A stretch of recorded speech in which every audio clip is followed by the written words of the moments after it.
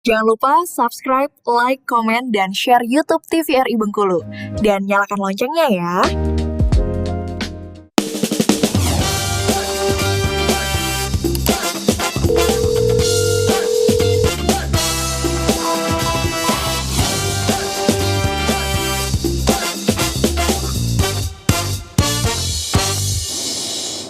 Sahabat sehat, terima kasih Anda masih bersama kami dalam Dokter Kito. Bersama Kita Sehat tentunya dengan tema kita kali ini membahas mengenai benarkah obesitas dapat memengaruhi kesuburan. Masih bersama dengan kita ada Dokter Dodi dan juga Dokter Putri. Tadi Dokter Putri beri pertanyaan yang luar biasa, mungkin bisa diulang Dok, silakan. Oh iya, jadi tadi kan kita bahas tentang makanan ya Dok ya. Lebih baik kita banyak konsumsi protein dibandingkan karbohidrat. Nah untuk pengolahannya nih Dok, kalau pengolahannya misalnya digoreng atau direbus atau dipanggang itu apakah akan berbeda atau sebegitu signifikannya berpengaruh terhadap obesitas tadi? Jadi dalam pengolahan makanan, yang pertama itu Dokter Putri kita menghindari yang disertai dengan lemak sebenarnya. Ya. Dalam hal ini artinya menghindari makanan yang digoreng. Karena lemak dari minyak goreng sendiri sebenarnya mempunyai perbedaan masing-masing. Ya. Perbedaan yang disebut dengan smoke point yang saya sampaikan tadi. Sebenarnya masing-masing minyak kita bisa searching itu suhu panas yang paling baik itu berapa. Karena apabila menggoreng dengan suhu yang di atas smoke point tadi, maka akan terjadi perubahan dasar dari rantai rangkap namanya, sehingga menjadi lemak trans. Lemak trans ini yang akan membahayakan termasuk kesuburan.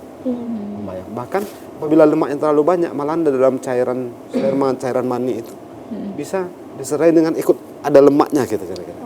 Yang mempengaruhi. Nah, maka kita harus mengenal dulu minyak goreng yang kita pakai jenisnya apa, smoke point-nya berapa, kemudian dicari memang minyak goreng yang memang secara ininya sehat, yang mengandung lemak tidak jenuh. Karena kalau mengandung lemak jenuh, kembali lagi nih risiko penyakit stroke, diabetes, hipertensi. Nah, maka ada beberapa pilihan. Seperti kita bicarakan tadi tuh minyak zaitun misalnya, itu mungkin lebih bagus. Nanti bisa kita ini sendiri. Nah kemudian suhu ikut mempengaruhi dalam protein, apalagi protein. Jadi kita memang harus mengusahakan kalau kita menggoreng itu panasnya kan luar biasa. Nah, mungkin rebusan lebih bagus dalam hal protein ini, sehingga di samping kalorinya karena ada lemaknya tadi tidak ada, kemudian suhu yang dipakai juga lebih bagus. Jadi yang paling aman sebenarnya hindari gorengan kira-kira, terutama pada pasien yang sedang obesitas. Nah, mungkin untuk kita bertiga yang bukan obesitas boleh ya. Boleh habis ini. Berarti mungkin ya Dok, untuk merencanakan suatu kehamilan itu sebenarnya kompleks ya Dok, ya lumayan kompleks, dan mungkin sudah dimulai dari sebelum seorang itu menikah begitu ya Dok. Wah, jadi mungkin pemirsa di rumah juga yang belum menikah bisa dipersiapkannya setelah tahu informasinya. Nah, bagi mungkin yang sudah menikah nih Dok, dan saat ini sedang obesitas dan mengalami rasanya nih sulit hamil akibat obesitasnya itu tadi. Nah, bagaimana Dok? Apakah ketika dia sudah program diet, begitu ketika berat badannya sudah ideal, sudah pasti bisa karena tadi penghalangnya hanya obesitas itu, atau ketika dia dalam masa sulit untuk menurunkan berat badan, jadi dia kesulitan untuk menurunkan berat badan, atau apakah ada langkah lain yang bisa membantu atau mendorong dia untuk lebih mudah mendapatkan keturunan Dok? Ya. Jadi dalam kerangka mendapatkan kehamilan seperti yang Dokter Putri sampaikan, kita tentu saja tidak hanya menceritakan tentang obesitas, maka kita harus lakukan pemeriksaan sperma, pemeriksaan saluran, kemudian hormon, lalu USG misalnya. Dan ternyata kita dari kesimpulan ini yang lain tidak ada masalah, ternyata hanya obesitas yang menjadi faktor, maka kita harus berusaha mengedukasi, menyarankan kepada ibunya untuk menurunkan berat badan. Penurunan berat badan yang paling baik adalah tetap secara alami. Berapa kilo yang harus kita turunkan? Dalam teori menyebutkan sekitar 5-10%. 5-10% saja itu sudah cukup untuk membuat kualitasnya jadi bagus. Kalau saatnya di awalnya tidak menstruasi, dengan 5-10%, insya Allah dia akan mulai menstruasi. Nah, dalam bacaan lain disebutkan sebenarnya setiap minggu itu cuma sekitar 0,5 sampai 1 kilo boleh penurunan. Jadi kalau ada Yulia yang mau menurunkan berat badan minggu ini 5 kilo ini, takutnya juga kurang baik.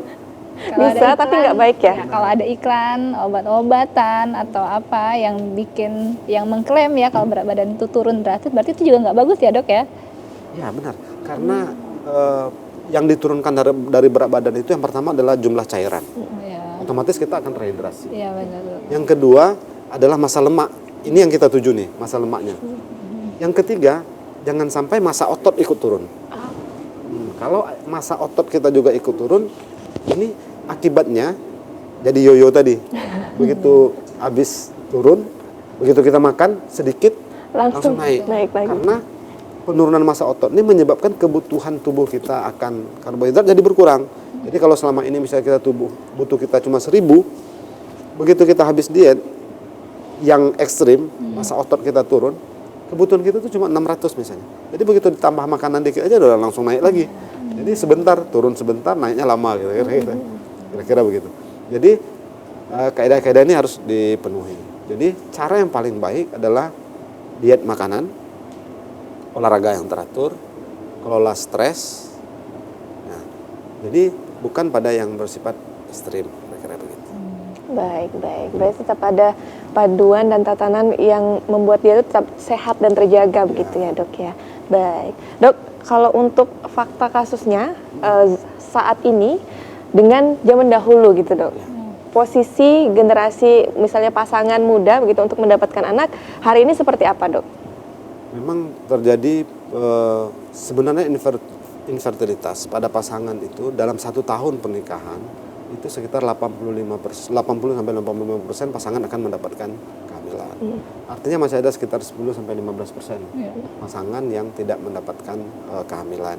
Ini yang kita kriteriakan dengan infertilitas. Nah, dengan sekarang ini perubahan lifestyle, gaya hidup semuanya mungkin serba cepat gitu Mudah ya. gitu ya. Kemudian mencari makanan yang manis-manis itu mudah juga gitu ya.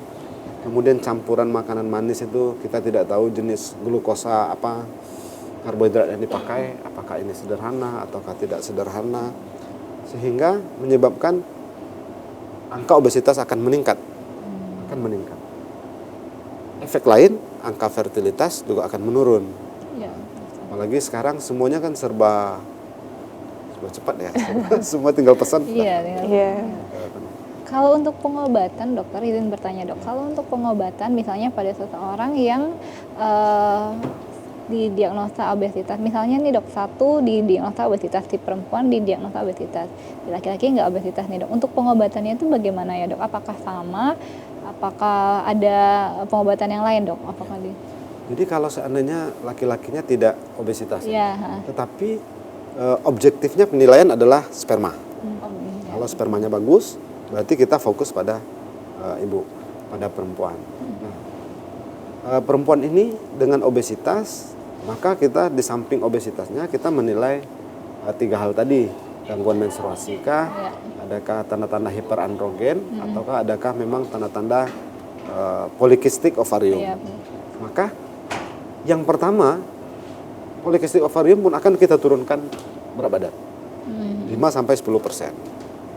Biasanya setelah 5-10%, siklus men mungkin akan mulai teratur. Walaupun misalnya dok, walaupun pasiennya nggak berlebih berat badannya, atau tetap harus 5-10% atau Di awal, rata-rata kalau saya menyarankan di 3 bulan atau 6 bulan. Oh iya. 6 bulan pertama. Begitu dia sudah turun, siklus men akan mulai membaik, lalu baru kita evaluasi kembali terjadi kehamilan atau tidak.